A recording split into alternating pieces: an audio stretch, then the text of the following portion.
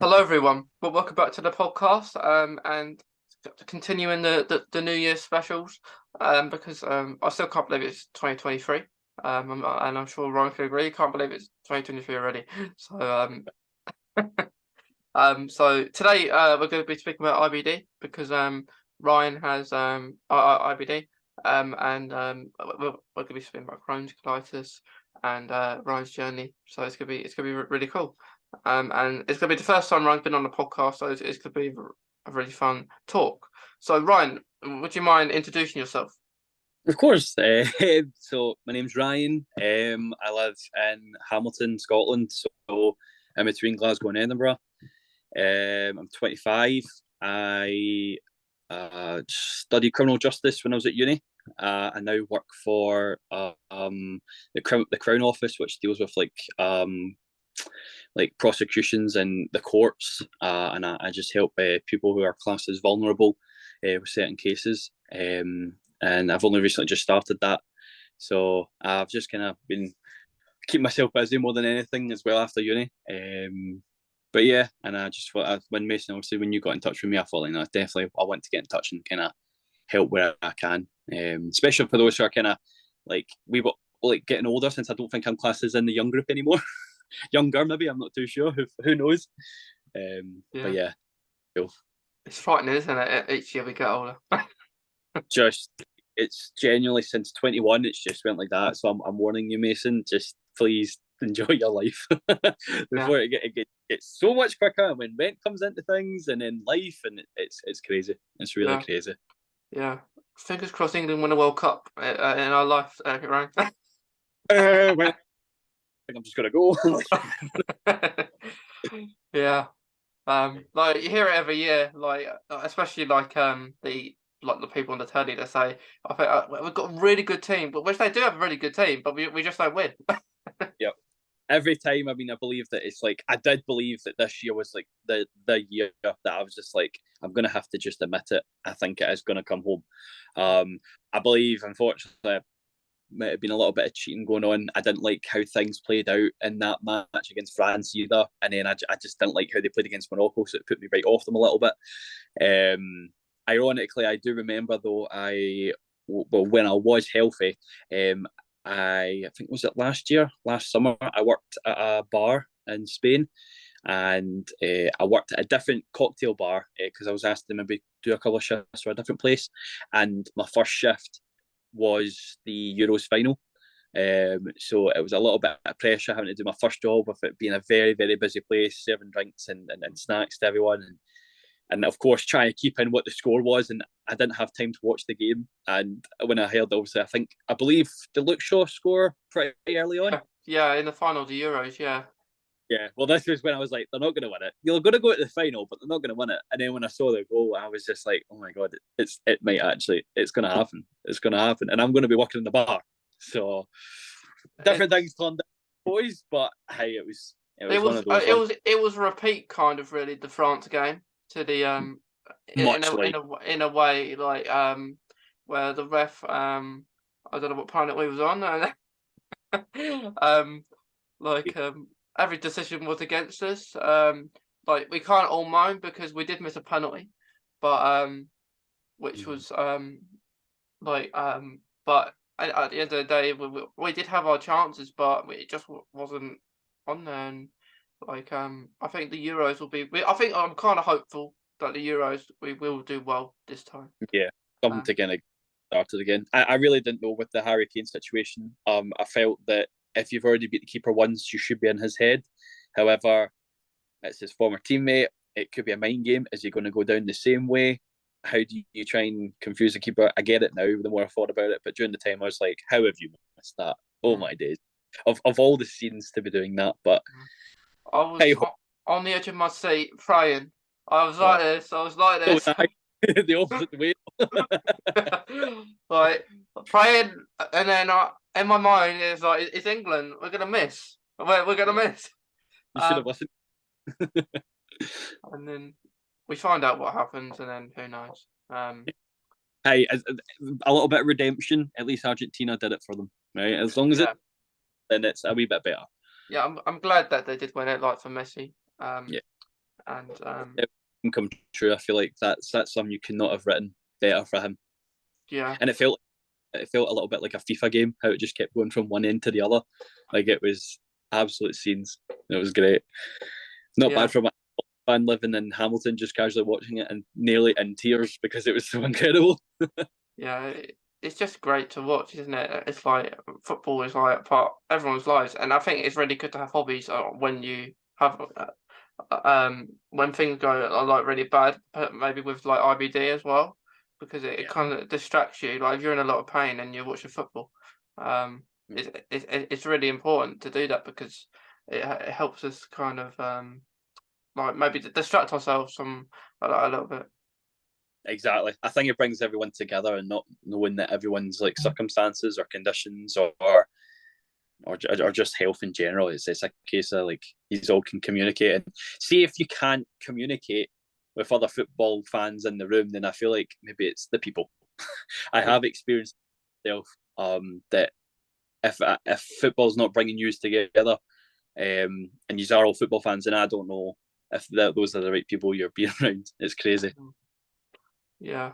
Like it's like when you're like we spoke about before playing FIFA. Yeah, So sometimes when you play some FIFA, they take it really seriously, don't they? Like it's an actual game. you know how it is. You know how it is. It's a case of you just need to let it go sometimes, but it's hard. It's a little bit difficult to Yeah, do that, especially for a pal who's just going to keep bringing it up, and you're like, yeah. okay. Especially if you win. Oh, it's great. I'm taking so many photos and Snapchats that I need to take. It's perfect for that sort Yeah. of occasion. Yeah, it's you always get redemption somewhere along the Mm. lines. Yeah. Like I was playing a game actually before we start the podcast, and Yeah, I was playing a game and I was thinking, hang on, I'm having all these chances, and I got a man sent off, but I thought I was still going to win because it was a forward. I had two at front. right. I probably get sent off, and then I've done all the hard work, and that they win 3-1. And how's that work? Well, when did the player get sent off? Was that like early on in the game, or was it? Um, it was yeah, it was quite early on, and I personally didn't think it was a red card. I thought it was a fair challenge, or potentially a yellow, not just straight red. No choice. We'll just get the referee from the England France game to pick which way it was going to go. Then we'll know. Yeah, Probably match suspension. You never know. You never know. yeah, definitely. And I think like imagine if the next FIFA along has a VAR in it.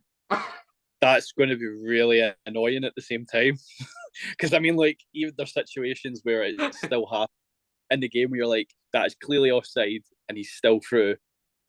If this game changes it in any way, I mean, I don't know if it's for the better. Are you for VAR? Or are you against it, or a bit Well, of both? well, I like personally we don't really need it because I think we have goal line tech we have like that on the goal anyway. Um, but like the one thing I don't like is it's more with the offside rule. Um, and I think it's wrong. I don't know if you agree here, Ryan. Mm-hmm. But like the FA Cup has just gone. Like like recently it was the FA Cup last weekend. Um, and what happened was like you got Premier League teams will play a Championship team like and Yeah, so you've got Premier League teams perhaps playing a League One team, and the Premier League team, because it's that they're home and VAR can only be used in Premier League teams. Um, right. they will use it. And so for example, Sheffield Wednesday were home to Newcastle, and Mm-hmm. they Sheffield Wednesday don't have use of VAR because they're not a Premier League team, so it doesn't Yeah, get used. But I kind of felt maybe they shouldn't be using it at all because it's unfair on other teams that take part in the competition if yeah. some teams are allowed to use it because they're in the Premier League and others aren't.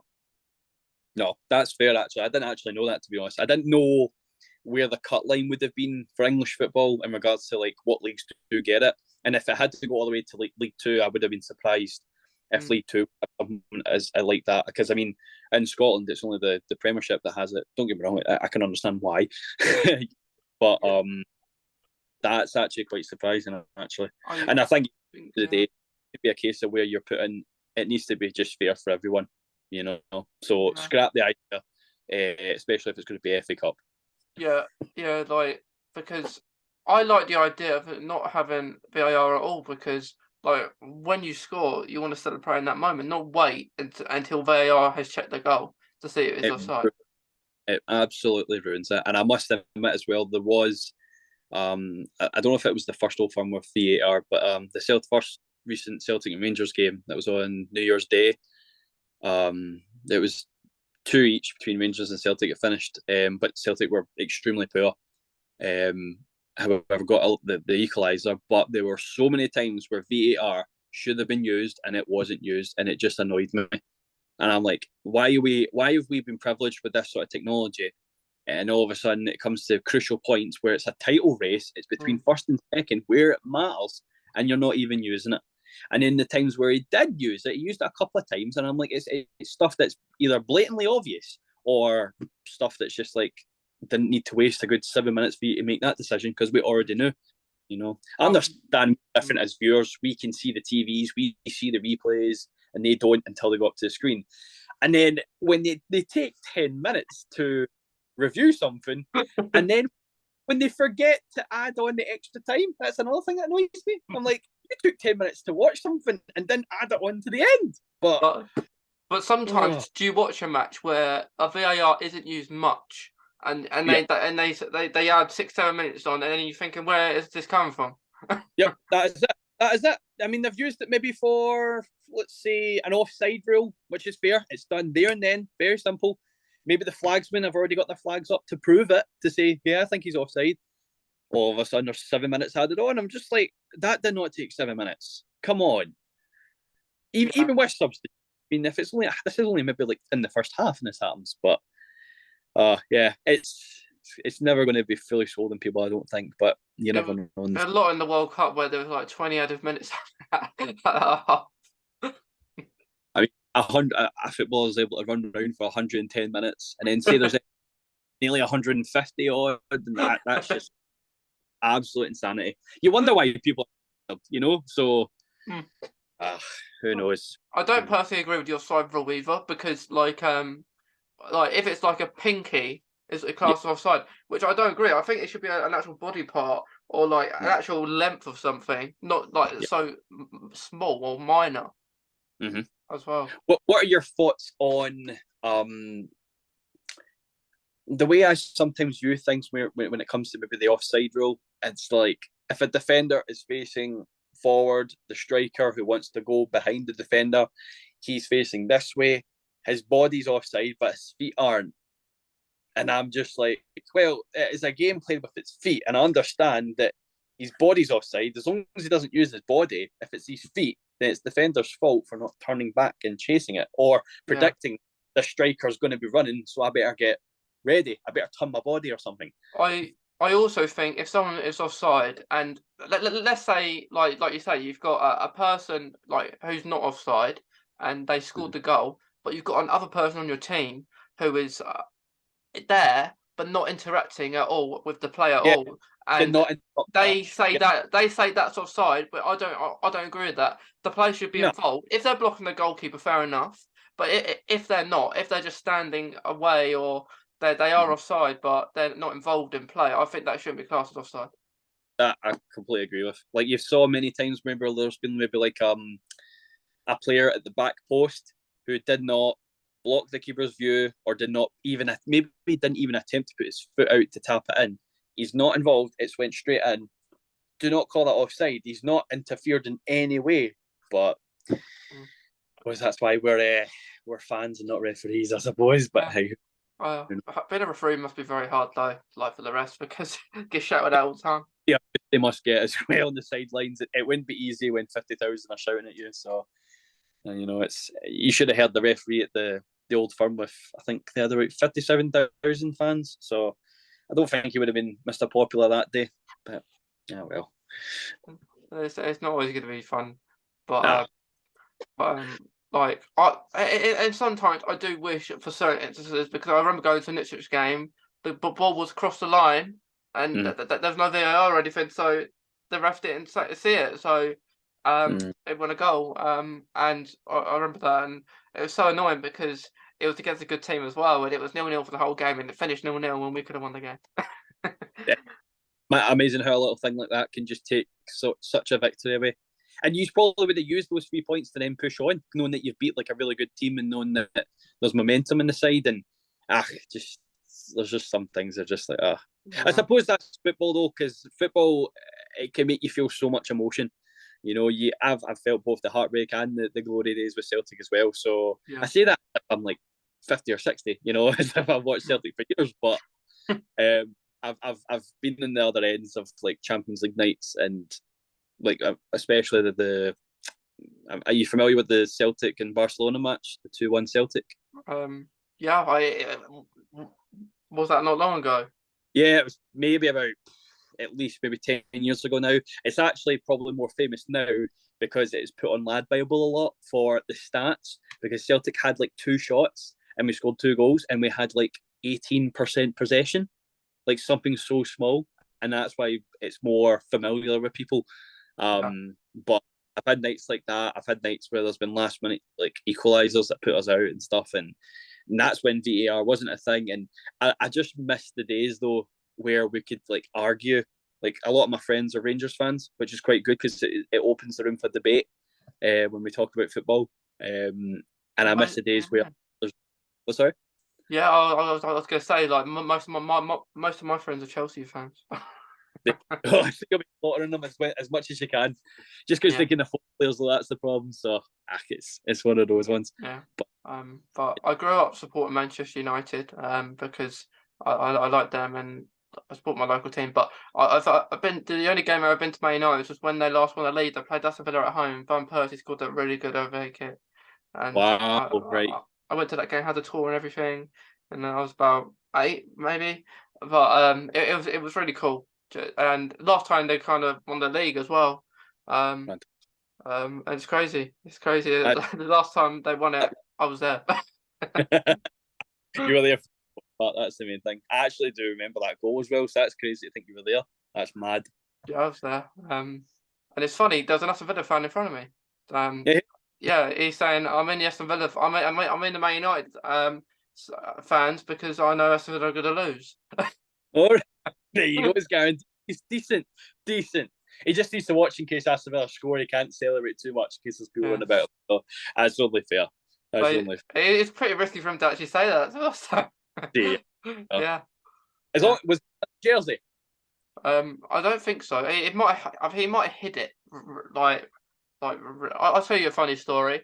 I went to Ipswich, Norwich, and I stayed in a hotel where it was a Norwich hotel. It was in Norwich. And they said no fans of Ipswich are allowed in the hotel to stay. And I was like, what are you talking about? Well, you're allowed to stay, but you can't wear an Ipswich shirt. And that is right next to the stadium.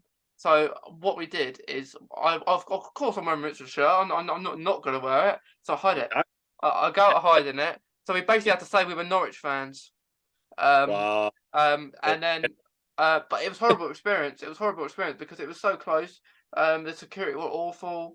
It's like you're a sardine. So I had to go out and I watched it in the hotel room where it was lost in the end. But it wasn't a very good experience. But I do like going to football grounds. I haven't as much now because of pandemic and COVID and being vulnerable, no compromise. But I do love going to football match stadiums. It's a great hobby of mine, and it helps. Like if you're not doing too good as well, you just watch a football match. A little, isn't it? Yeah. I think like the tickets for Celtic right now are like really hard to get.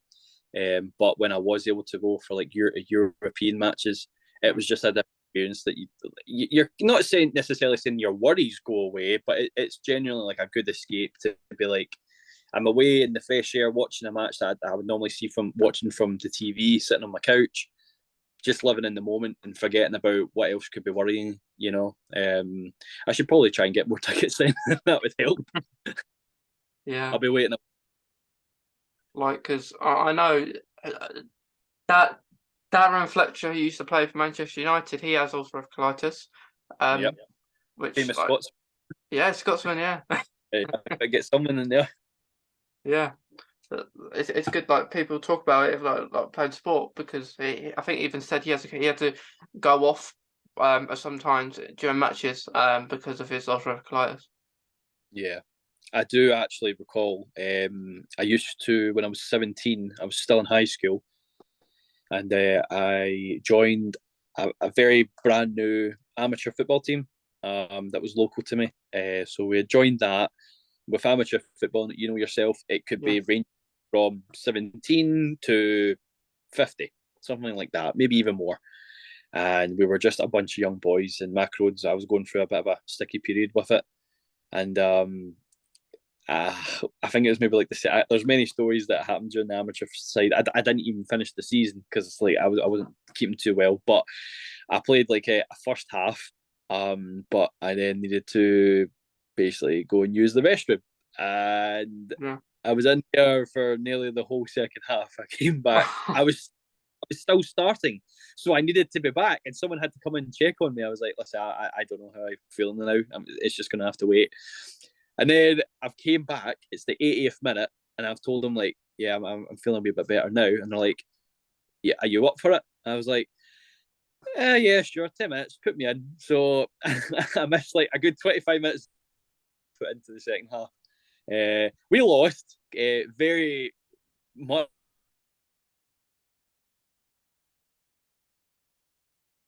Good. The first half they did. Second half they did. So those 10 minutes, I must have been crucial for 10 minutes. That's about it. So it's one of those ones. Yeah. So yeah, those kind of stuff does happen. Um, Yeah, because of like IBD. Which it's good. It's good they came to see if you was okay. yeah. They were really really supportive, and as well as that, I have noticed that. I mean, this might be something that we maybe talk about later on, but I am noticing that a lot of people are becoming a wee bit more familiarised with Crohn's. For the Mhm. people that I know, um, at first they maybe thought it was a condition where you just had a sore stomach and you were going to the restroom a lot.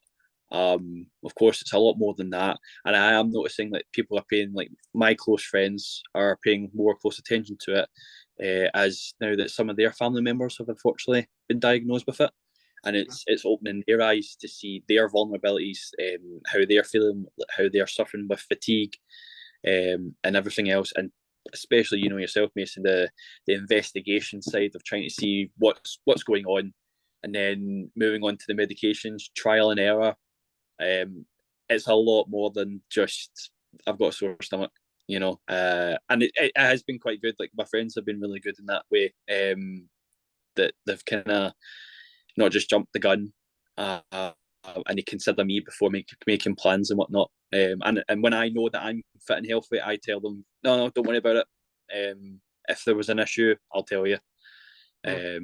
But with my friends, not saying it's not a good thing, but with their family getting a little bit more knowledge with Crohn's, unfortunately, with some being diagnosed with it, it's opening their eyes, and they've been more supportive that way. So I can't ask for much more than that.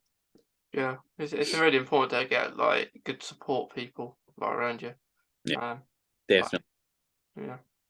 I've Uh, actually, ironically, with my dad, he had a bad spinal injury. He's a joiner, so it was a lot of like lifting things and a lot of hard labour. And I worked with him for years.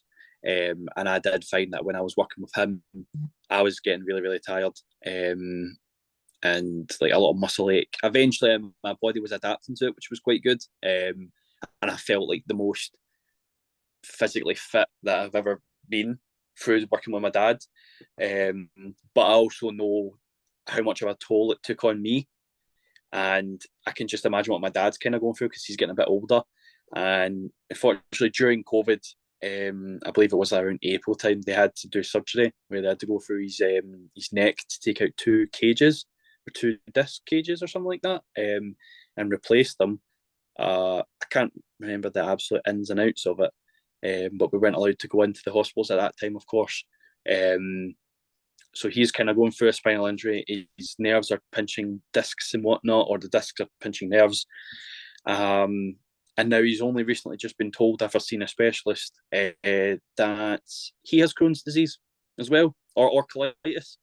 And I'm like, that makes so much sense because everything my dad said, what he was going through for the past 3-4 years, sounds exactly what I went through, but I didn't think that it could have been. My dad maybe had like a stomach ulcer when he was younger, and now it makes me think maybe it wasn't a stomach ulcer. Maybe I'm not too sure. Might because this was back in the 70s, where there's less knowledge than what there is now.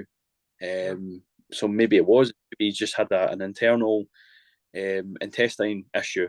So he's been just diagnosed with that, and he's going to be starting up his kind of his new medication and just trialing it yourself. Have you got any family members with Crohn's disease or IBD or colitis? No, I don't. I'm the only one who has it, but bowel disease is kind of happens a lot during my family. Like so that no one has Crohn's and ulcerative colitis though. Well, right, that's good. That's good. End of the day, it's. I don't think. I mean, I can't confirm it, but I'm not too sure if it's confirmed to be genetically linked at all. However, my uncle has Crohn's disease, and now my dad's got it, and now I've got it. Although my uncle's from my mum's side, so I don't know how that really works. But my uncle was a really good support when he had it. He, if I'm not being too straight to the point, he was pretty much on his deathbed. He lost a lot of weight, and they took out quite a large amount of his large intestine. Yeah. And he doesn't have a stoma bag, which he's very, very like. He was very lucky not to get, because of how much they had to take out and whatnot. But he kind of taught me what he went through, things that he eats, certain spice. He's a really good cook as well, so like spices and different ingredients that maybe upset him, that would maybe upset me.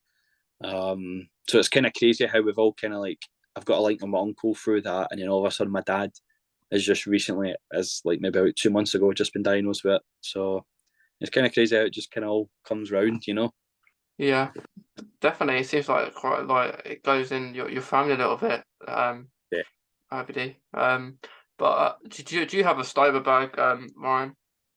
I don't.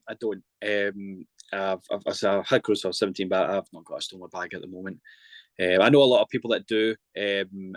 I say a lot of people. I do about 2 or 3 people, and it's actually really good to kind of talk to them to kind of see like what life's like with them, like in regards to how they can like go about their normal life, because it's something that not many of us can relate to. And I actually just recently found out as well that this new job that I've started, there's someone who has Crohn's disease. So I'm going to get a wee bit more in communication with her just to see how she's been doing, how she's been recovering, and what's kind of her story as well, you know. And I mean, I believe I'm probably rambling on here, but there's so many people that have just randomly, like, I didn't know anyone with Crohn's disease until my uncle told me that he had it when I got diagnosed. And now all of a sudden, as I said, 17 now, so about 8 years on, there's a lot of people that I know with it, and they're all going through very, very similar things like me. And they ask me, how did I deal with this? How did I deal with that? Everyone's different. You know yourself, Mason. Like, I could tell you one thing that I eat or one medication that I take does complete opposite to you. You know, so we're all individually kind of like going through it. You know. Yeah, I was the same when I was diagnosed. I didn't know anyone. Like, but difference is where, like, I guess your uncle had it, like, has it, where no one, I don't think anyone in my family really knew what of it or what Crohn's was. So I had to, like, how I got diagnosed, I had to kind of lost a pee in 2017 when I was about 16, 17. 16. So I was, Then yeah, similar age to you when you was diagnosed. And yeah, I lost a lot of weight. I couldn't. I was struggling to eat. I couldn't really eat anything and had lots of pain in my stomach area. Like I didn't go to the toilet. Like no, you know, like people with Crohn's can go to the toilet lots. I didn't really do that, and I was quite fortunate. But I do get blood in my stools every so often. So I got all that, and then I found I spoke about it because I was in year 11 at school at the time, and then so I'll speak to people who want to know about it, but I didn't speak about it publicly probably until early 2020 when pandemic hit. So I thought, why don't I start doing this? for letting your story out there. I think so. That's really good, man. Very brave of you as well. I think as well, like when you're saying, I'm assuming because I'm in Scotland, like we have like different years when it comes to like high school and whatnot. Was year 11 like your second last year of high school? Year 11 The years in was year 11 was the last year. the last year, right? Okay, I was the last year as well. So there you go. Yeah. Were you fit enough to attend your prom at all? Yeah, I was able to do that. Yeah. Good. I didn't really enjoy it, but Yeah. You know, because in my prom, all the teachers were there, like just all the teachers were at the stalls, like where you can get food and stuff. So it wasn't. I wouldn't really call it much of a prom. yeah. But yeah, it weren't great, but I enjoyed it. Um, I wore a suit and everything. It's almost like watching something in a movie. Is that literally what color suit did you go with? I think it was a white suit. Oh, fancy! I was navy, so white. I like that. That's different. I like that. Not many people can pull that off, to be fair. So that's quite good, actually. Mm, That would yeah, it is good. Like I might, yeah, it was good, but it seems like ages ago now, but not too long ago. def- definitely. I think as well as like because I missed like with I was in what we call it 6 year. That was like our last year.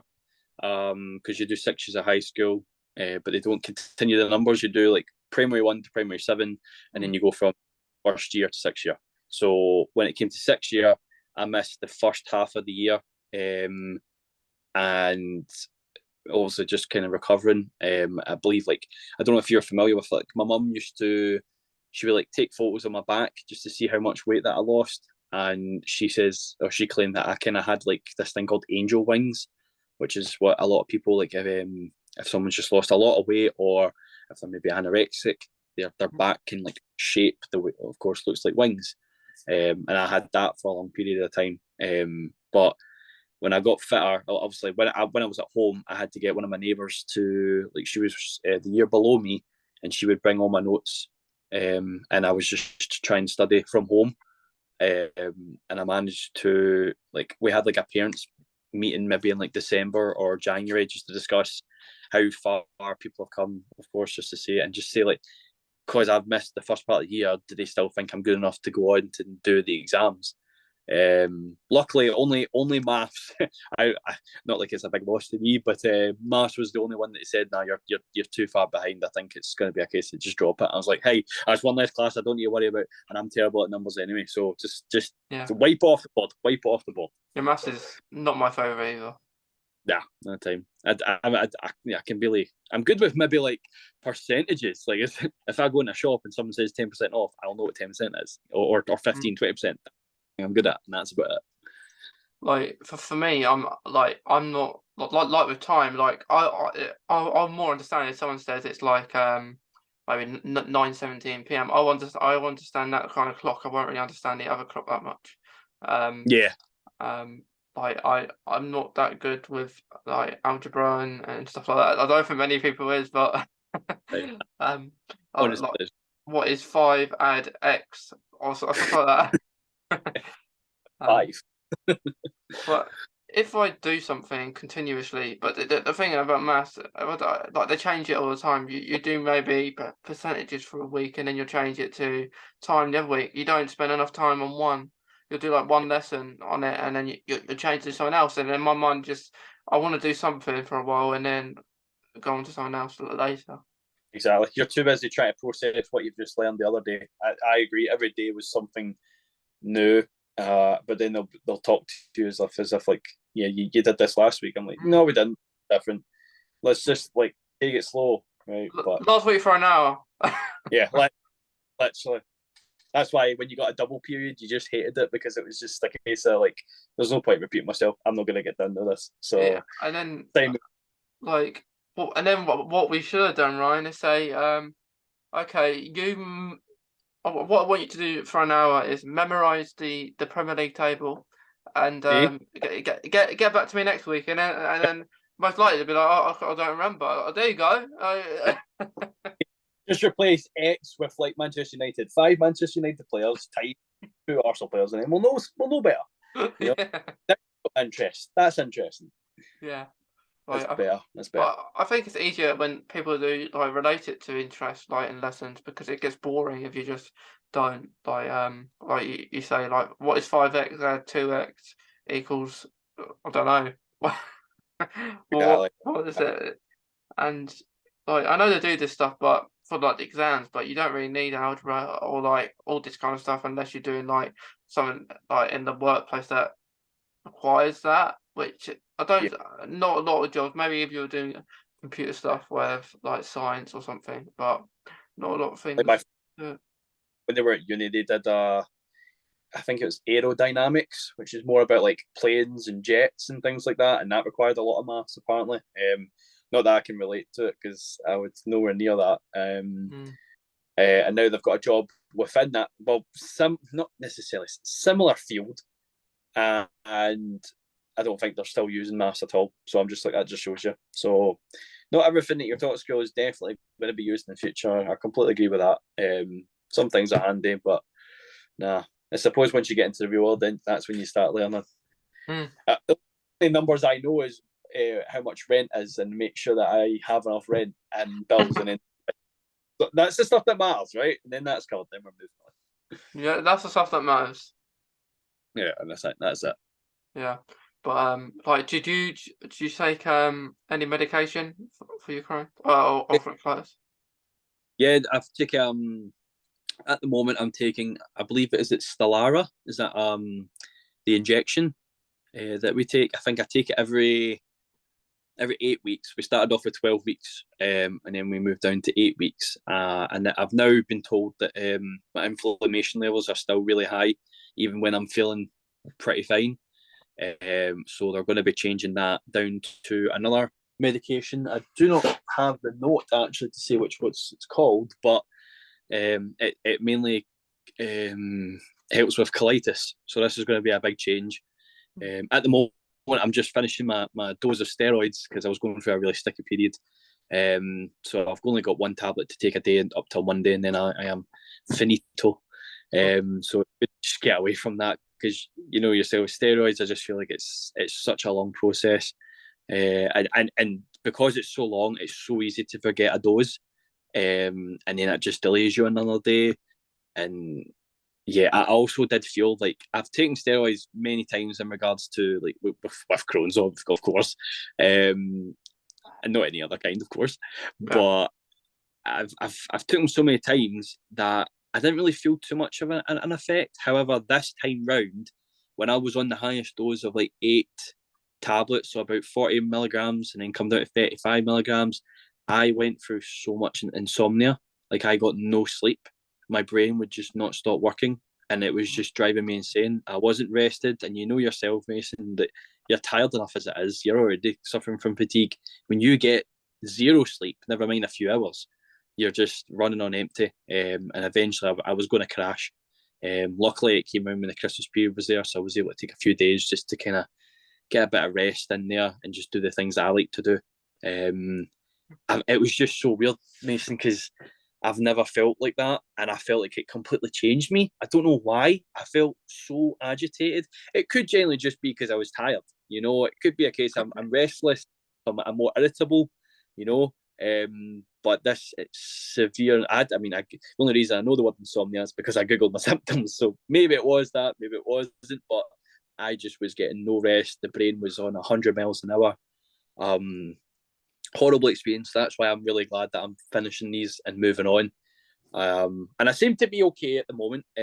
Relatively tired, but that's just because I've got this new job and I'm having to get up really early. But things seem to be all right at the moment.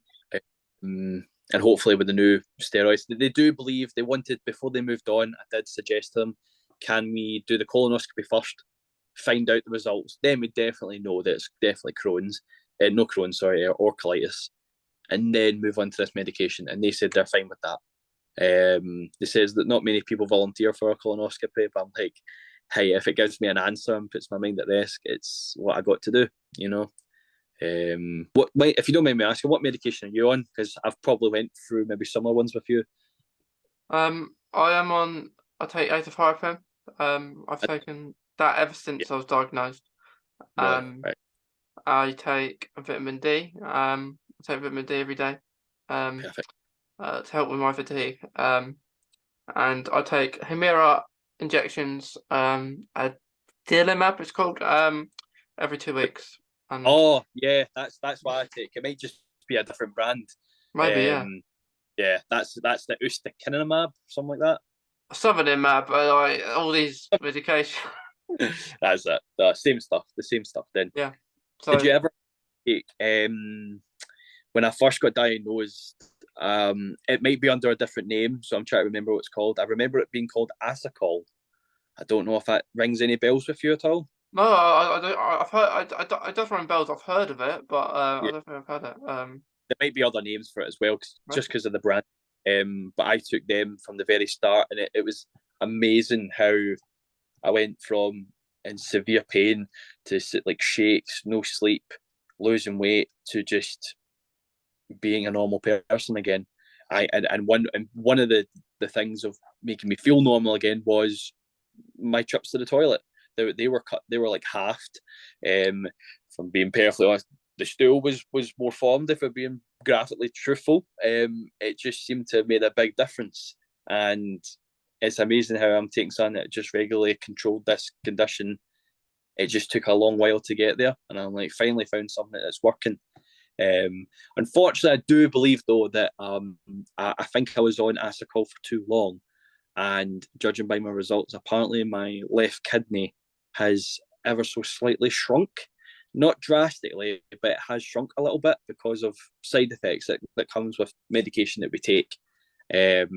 So that was a bit of an interesting story. It was a long rigmarole with the GP and discussing that my numbers were really high and no one brought it to my attention until my mum actually asked. So my mum had my back the whole time trying to see like what's actually up with them and things like that. So yeah, I've went through quite a few amounts just to say what's working and what's not working. I still believe what you and me are taking right now. I feel like it still works. However, the inflammation levels are saying different. They're saying they're still stupidly high. You may feel fine, but if these are up here, we need to do something else. So Yeah, trial. it's been Uh, like that in the past, like with mine, and then you feel like I have to take them off, and I don't. Realistically, I don't want to. Like in the past, like they're up and then they're down for some reasons, and then I have to take someone else. But it's not nice when it is because you can still like it's like being in a flare really if your emotions are that high. It's definitely. just that you're not in pain. That is You don't have to be in pain to be in the flare. that is totally it. And people think as well as that like well, I did know at the beginning, people just assume that it's like, oh, you look fine. And I know that stigma comes around with people with Crohn's that, or like, oh, if you're that in pain, just go to the toilet.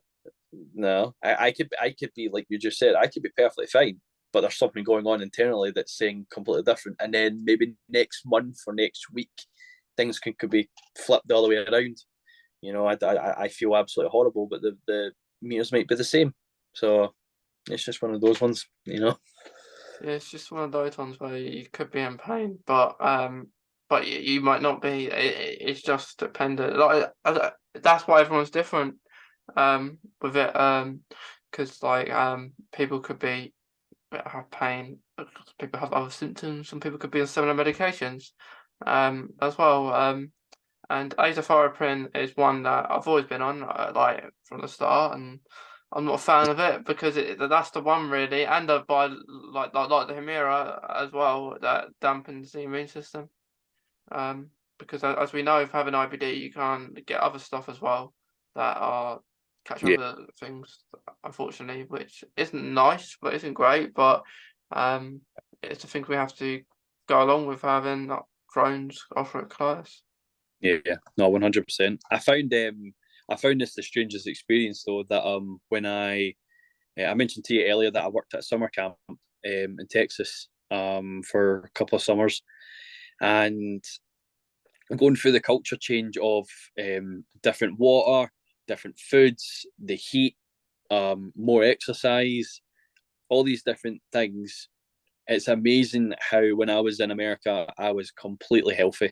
Well, then again, I don't know internally in regards to inflammation levels, but I was perfectly fine. I did not have days where I was like, I maybe had maybe one day out of the 3 months of like just like it was more so fatigue than it was anything. There was no stomach pains. Anything I ate, it was fine. I didn't feel many rushes to the bathroom. I would go whenever I need to, and I still took my medication every single day. The good thing is I was able to remember that because I had to take the kids to go take their medication, so I would just go and take mine too. So it was easy to remember. But it's amazing how, like, I believe that it was maybe the heat that helped my Crohn's. I can't say that's factual, but I hear a lot of people say with like different conditions that people got, maybe it's more like muscle ache or whatnot. When they get in the heat, it is so much more like relaxing for them. I felt nothing, and when I came home, I eventually had a bit of a flare up, and it happened the second summer when I came back. So I was like, that's amazing how my body's came back to a colder temperature. I was still as active as I was maybe there before, but the heat just made me feel so much better. Don't get me wrong, it was nice to get a tan at the same time, but I don't know. How do you find yourself? When's the last time you've been somewhere where it was quite hot? How was your Crohn's at that time? Did you feel it helped it? Was it the same or anything different? Like what? Because well, whenever it's hot, I have Yeah, to buy certain sun lotions because yeah, of like get resistant to skin cancer yeah, and stuff. So um I don't mind the heat. I really like it. Like I remember last year going on holiday Cornwall when it was really hot, and it was really nice going yeah, there and stuff like that. So I do really like the heat. I just got to be aware of like the hazards and the risks like of getting potentially skin cancer. That's where I think factor 50, I believe, it is. Or it might be another factor. There's all these different factor sun creams, but have to wear that. Just being careful, but I'm not so sure if it helps. Helps it. I will have to if I'm ever in pain or something. I'll have to go and see. Like really. if I have like a painful flare or something, if it does help. Mm. Because it's nice. I do like it. I like it when it's hot, but just not too hot. Yeah, of course. I didn't really get much of a choice. It was like I think it was about 110 degrees Fahrenheit, which is about 40 degrees Celsius. So trying to put up with that every day was quite brutal, but it was every day. So maybe it was just a routine that my body went through. Um, I do now sometimes do feel like if I do go for a flare up, if I even get a hot water bottle and put it over my stomach and just like let it soak in, I do feel like that works for it. Works for me, like we were saying before. Everyone's different. I don't know if that might work for yourself, Yeah. but it was drastically different. So it must have had done something for the heat just for my body. I do remember though that I can't even remember what I was going to say there. There was something about that. Oh, what was it? I use hot water bottles as well, and I Oh, think they are helpful. Yeah. perfect. That's good. That's what it was. It was when you were saying about the factor 50. I remember one of the perhaps like side effects is with azathioprine, you're more prone to the sun, or something along those lines, and just making Yeah. sure you're that way. So I remember what you were going through as well. Yeah. Um, factor 50 every single day. So Yeah. I've always been on it, and I think there's always a risk of coming off it. yeah, Hydrotherapy. yeah, But I don't. It's one of those things like you have to go through really. Like you have to be on this medication to help you. yeah. Um, do I want to be on medication the rest of my life? No, but Yeah, um, I don't think I will be on the medication I'm on for the rest of my life. I think it'll have to change at some point because I think it can become dangerous when you are on the certain thing for a long time. But it's good when you are on it a long time because you're used to it. But I think whenever you do change medication, you always get worried or anxious that something could happen because yeah, maybe you've had a reaction to the last one you was on or the one before, and it don't work. yeah. No, you're right. I think with like the new one that I've been told that I'll be starting, I believe it starts with an F, but I don't actually remember the name to be honest with you. I had to get my cholesterol checked, which was the first time in my life I've ever had that. It came back fine. They said I'm all good to start that, but it is like a chance of anyone with like a high cholesterol, or it could raise your cholesterol, so you just need to monitor that. Yeah, Which usual one I've never really heard that one before, but I'll never know, I suppose, until a couple of ones down the line, and then we'll see. you'll never know. Well, yeah, yeah, but it's good. Like it is good. Like talking about it because it just it just helps Like, so is it because you're changing medication? Like the previous one, was that how it was? Like it was like your levels were out of range, like your information Yeah, level. yeah, it was. I think it was because I was just on azathioprine for too long. I don't mean it in a way to like worry yourself or anything like that, but I was on it for too long, and it came to a point where like my condition was attacking my kidney or something like that, or like I don't know, it was something to do with my kidney, and no one was noticing the levels were really really high. Although it was very difficult because they came up red when they were on the computer system, so I don't know why they don't look at that, but things like that can happen. And they thought obviously it's about time for a change and changing over. And then I believe I started with the Stellara, and I thought it was working, but like we were saying, apparently like my different measurements were coming back different, or my results were a lot higher, or the inflammation level was. It genuinely can just be with this condition. You know yourself, can be trial and error. I'm assuming, are you still on, like, you're still on azathioprine and you're taking is it Humira? But it's Yeah, I don't know, something mad. So yeah. do you take azathioprine daily, and then how often do you take your injection? That's every 2 weeks. So I'll take my azathioprine every morning after I've had my breakfast, and then Wow. normally I have my vitamin D every evening after I've had my dinner.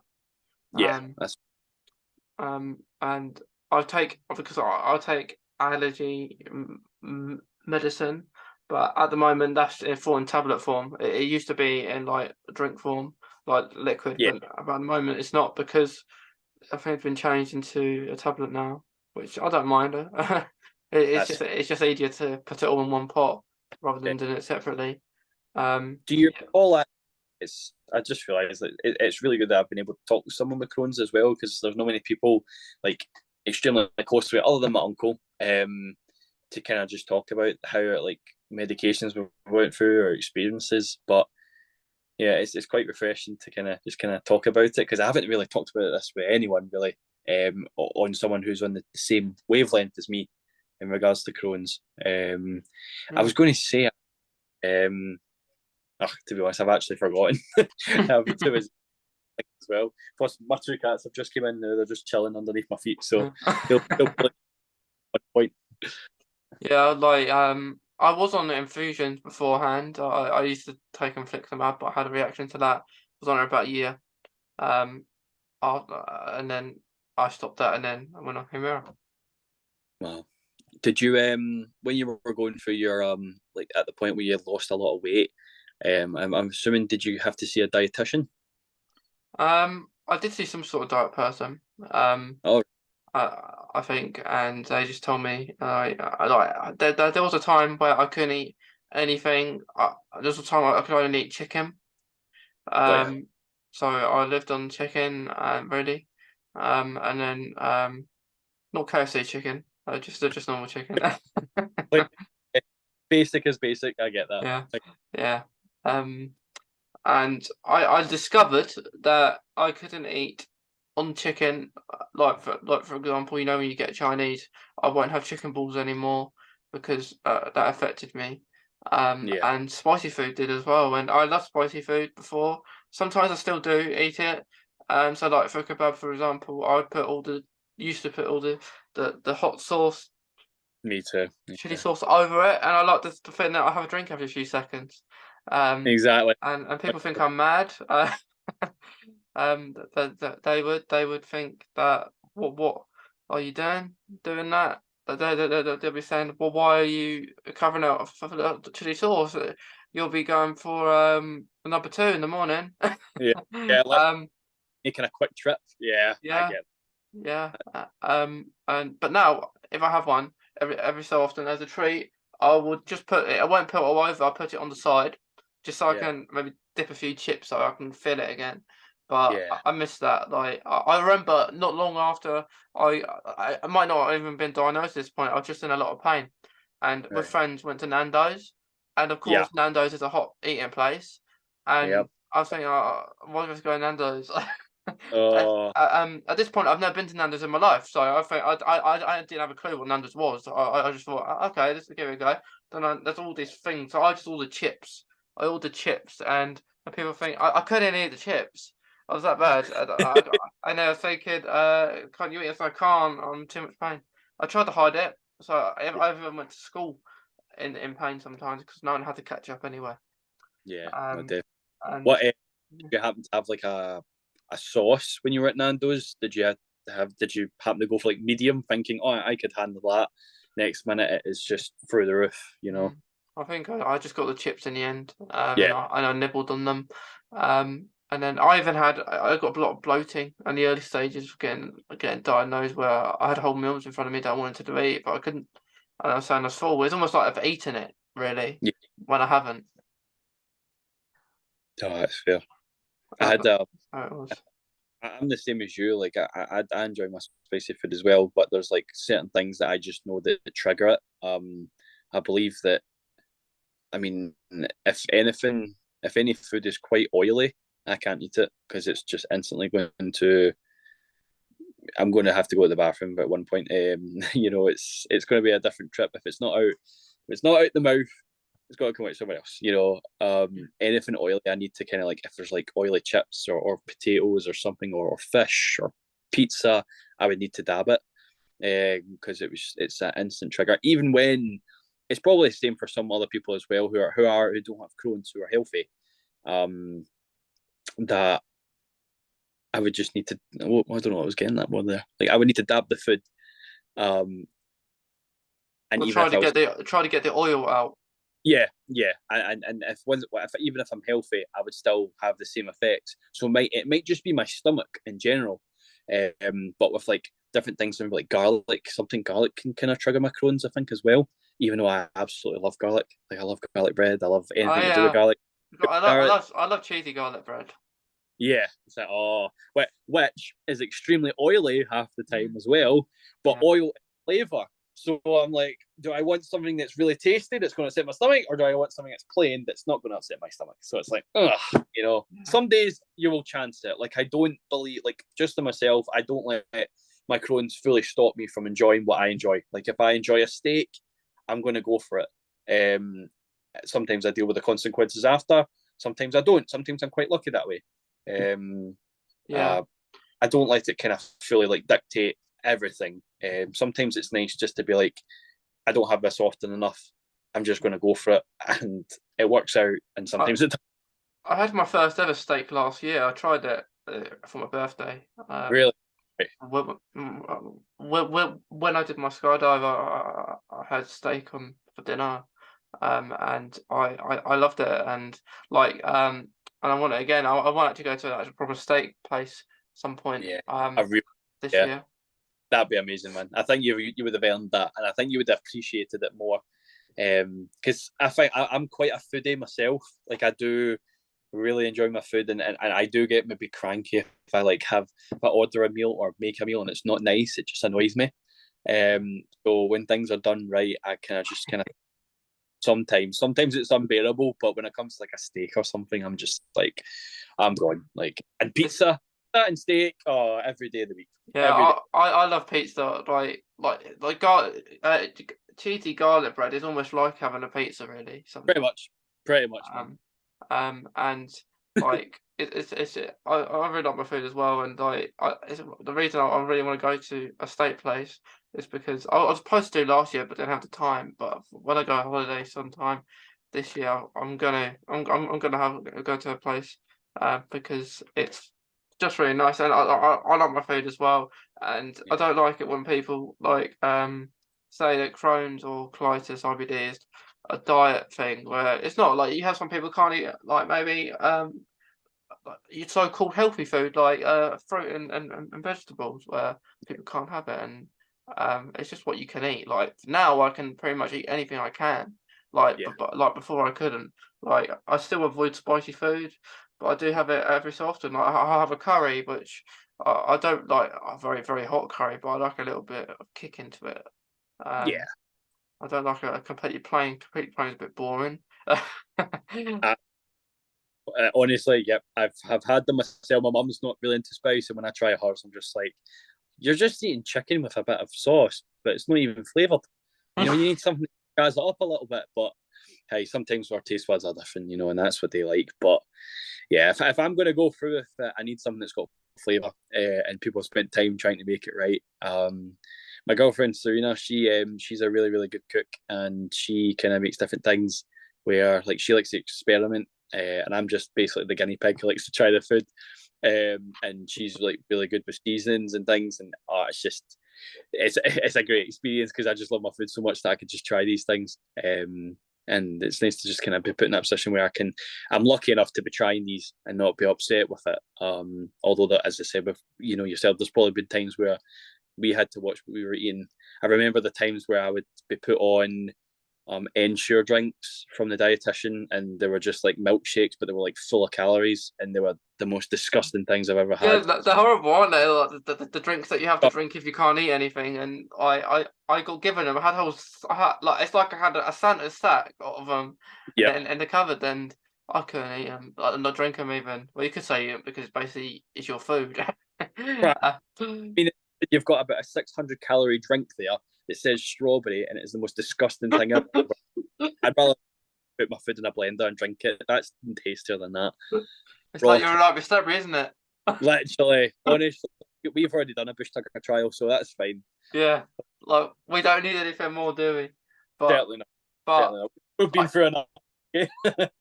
I know you said like when you get a food like at a restaurant and you don't like and it's not done well, you get annoyed. But I get annoyed at that too. But I get annoyed at if I've ordered a drink and Yeah, I haven't specifically said if it's a pint or not, like a certain drink, it might be blackcurrant juice or something, and they give me this child kind of glass. They bring yeah, it to me and I'm down it in a few seconds. And I think, exactly. what's that? Clearly, I mean, we're adults. We're going to drink a little bit more than just a normal little tiny glass. I mean, like, read the room. Like, I'm not here just to wet my lips. Oh, it's just one of those ones. You think, well, I actually, I'm just recently back from a trip to Dublin. I was going over there to see my friend, who works over there, and we went into this little pub, and I think we just got like 5 little soft drinks because we were driving it like late. I was driving later on because I was flying home, and these are the tiniest little bottles, and they would not even fill. Like you were saying, like these thin little glasses, it wouldn't even take it to the very top. And I think we were like, I paid for it because he was giving us a lift to the airport, and it was like €16 for 5 soft drinks, and it was and like they're not even a pint, Mason. They were just like little like wouldn't even take you up to about there in my bottle. So annoying. And I'm sitting there, I'm like, see if I'd asked for an ice cube, that wouldn't even take this up to the top. And I was like, oh, it is what it is. That's why it's good when you get a drink not to ask for ice, because that fills it up. Exactly. And it's relatively cold anyway. Yeah. I don't, unless it's really like, unless I wanted specifically something that's really, really cold. I want something I could drink. So if I get more of it, then yeah, sign me up for that. Unless you're on a hot beach, perhaps. Yeah. Like put some ice in it. Like if you're on holiday, I get it. Like sometimes you have to put way too much ice in it where you can't even see what drink you've got. Exactly. We live in a country where we've got 5-degree heat right now, so I think I'll just put up with the room temperature orange juice. My go-to is that orange and lemonade, orange juice and lemonade. I love that. It's always a good go-to. Yeah, Always got I love food. lemonade.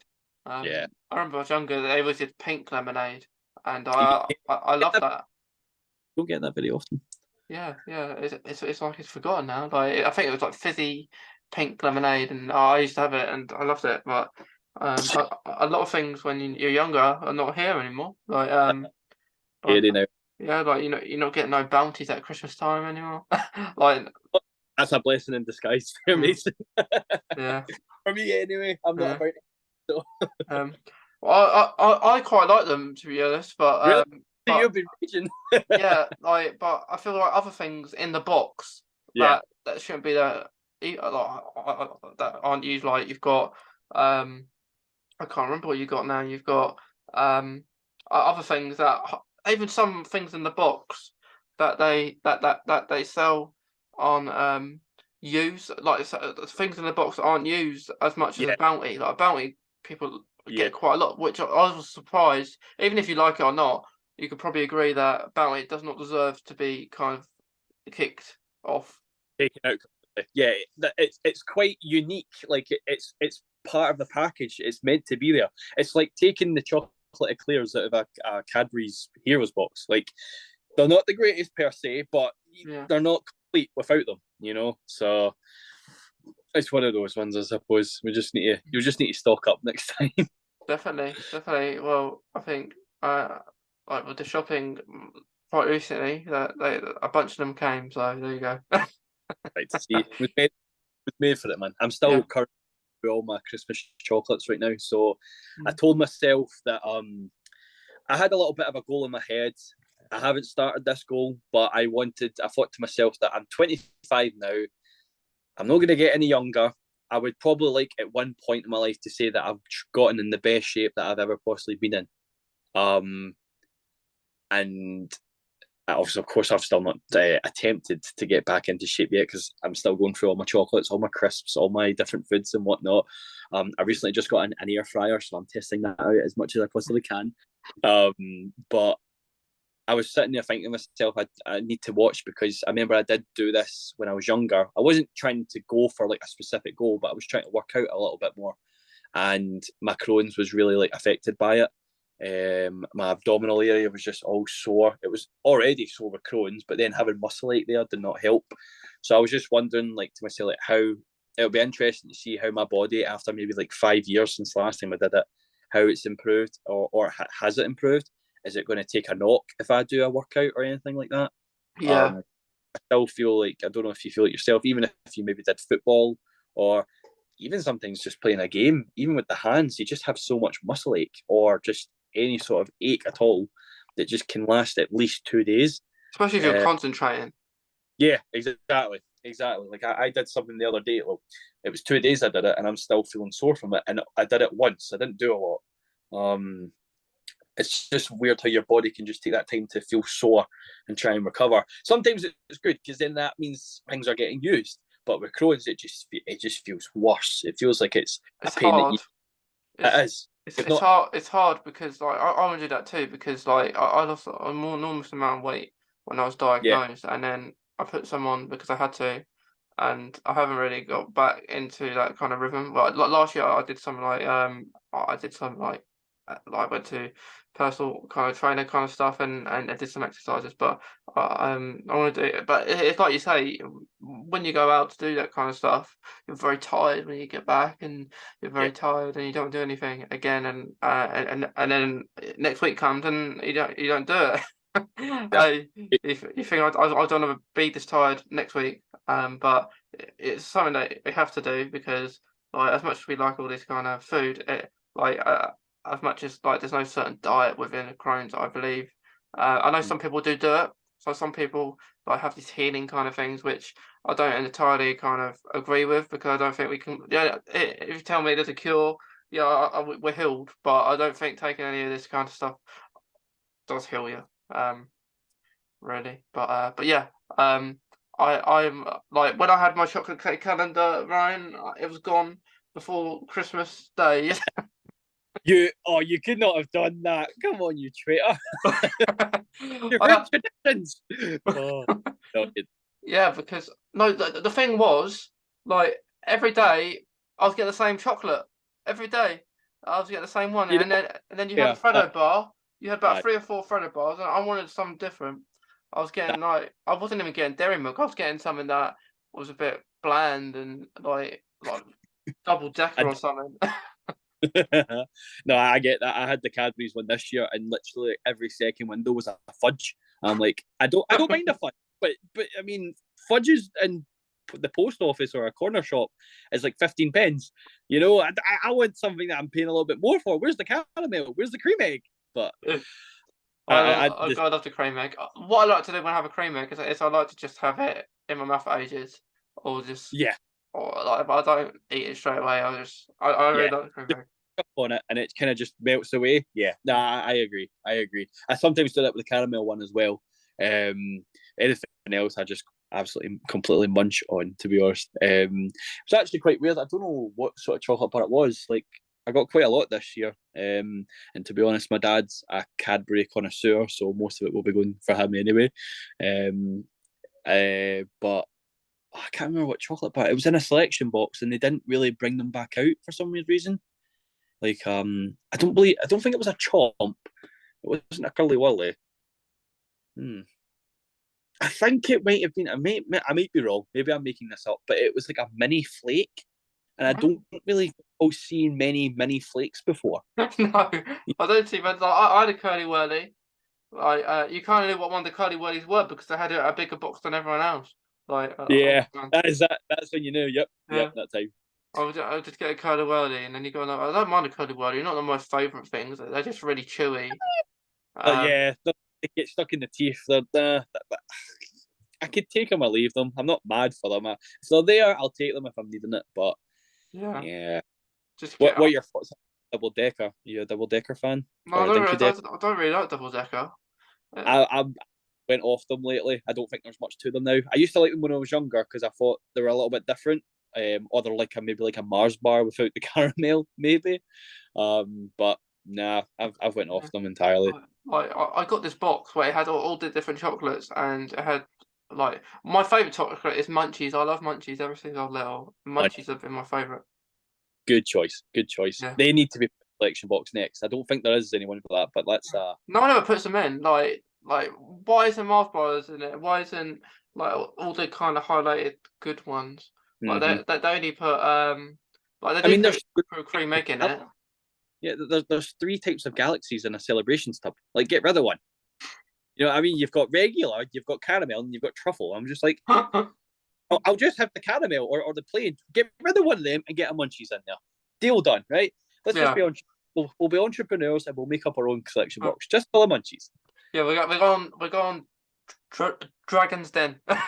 That is it. You can do all the talking. I'll be too nervous if I look at Peter and whatnot. So It's quite funny though when I watch that show because if someone comes on about maybe I'm here to help my business start something off or something like that. It's funny when like just one of them like one of the dragons disagrees with another one and another one disagrees with another one. yeah, it's good when the dragons actually kind of stand up against them. You see it quite often. I'm getting a lot of when I'm on YouTube. I believe there must be like an algorithm where they're noticing that I'm liking these different videos as well, and I'm getting a lot of Shark Tank, which is the one in America, and yeah, I get some weird ones in there. Yeah. Like dragons or investors, I don't know what they're called, or sharks. They go against each other and they're happy to like slay each other, which is quite good. It could just be for dramatic effect. It's probably because it's an American TV show, but yeah, it's nice to see them go up against each other and just give them a little bit of stick. Whereas Dragon's Den, it's you can't tell if they're joking. It looks so real. Yeah. And they're just as if so offended. I'm like, oh, Jesus, this is They're gold. very serious, aren't they? They ask you to do your like thing and then you stop and then they are sometimes sometimes mean to them. Yeah, yeah, yeah. Like they say it's rubbish or a bit like X Factor perhaps in the past where people just been mean. But I do like it, those kind of programs when it's funny. Yeah. I like how they let their hair down a little bit and be a bit more like, nah, this is terrible. Why am I even wasting my time here? You know, rather than being nice about it, saying, not for me, I'm out. I like that. And then again, they're multi-millionaires, perhaps billionaires. They've got a right to say what's right and what's not. You know, that they know what's good and they know the market. So it's only fair. Yeah, yeah. So Ryan, would you say your Crohn's colitis is under control at the moment? I would say at the moment, yeah. At the moment,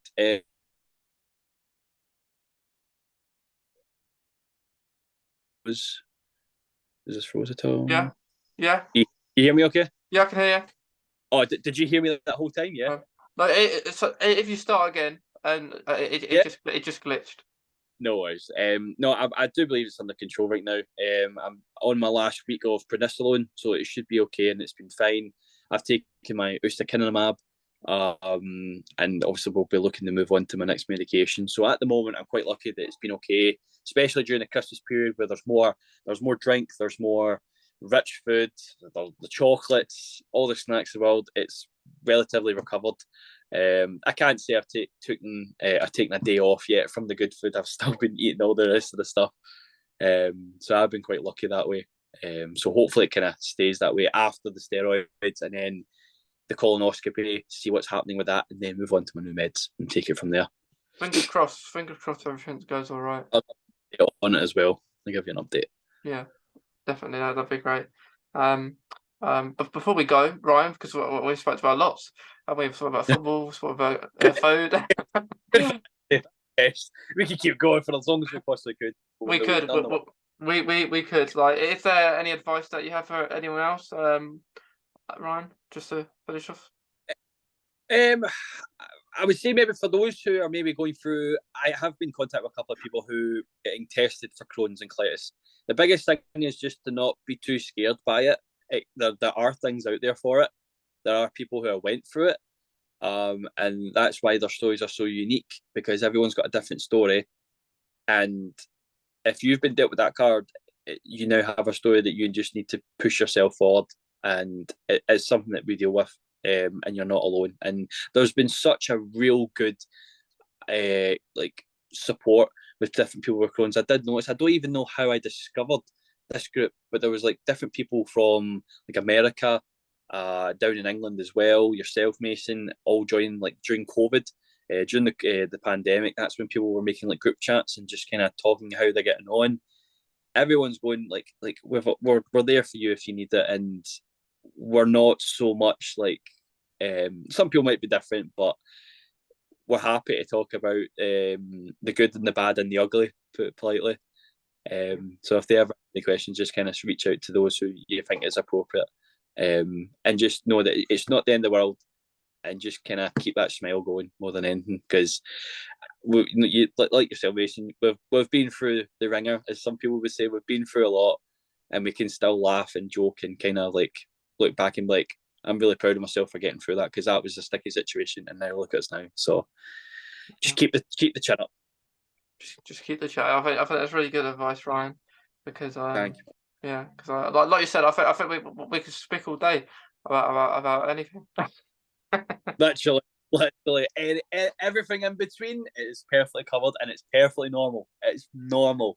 I honestly think, if I'm just going to put it out there, I feel like even with like farting, like people like fart, like that should be normalized, because it's just how we are. Yes, I understand perhaps like maybe like the smells, whatnot. It's a bit of a different kind of topic, but I don't see why people get so like disgusted by it, because at the end of the day, would you rather someone be sitting there in absolute agony? I've been there myself, where I have held in a lot of pain when all I need is like, unfortunately, like a bit of release, if that makes any sense. A bit of a random one out there, but Yeah. we shouldn't be so quick to jump to people like, that's disgusting or that's vulgar.